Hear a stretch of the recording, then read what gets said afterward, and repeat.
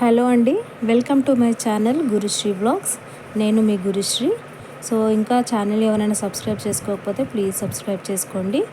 ఈ వీడియో ఏంటంటే మా పిల్లలు ఏం చేస్తున్నారని.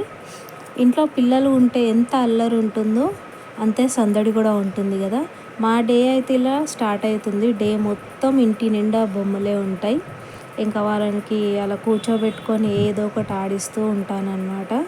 ఇంకా మా చిన్న పాప అయితే ఫుల్ అల్లరి చేస్తుంది. కాకపోతే ఏంటంటే యాక్టివిటీస్ చేయడం అంటే తనకు చాలా ఇష్టము.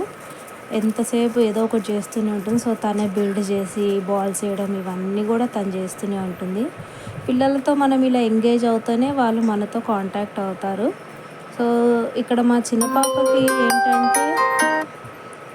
పాపకి ఏంటంటే కొంచెం స్పీచ్ డిలే ఉందన్నమాట. అంటే తను మాట్లాడట్లేదు తొందరగా. తను ఇప్పుడు 2 years కంప్లీట్ అయ్యి 3rd year పడింది.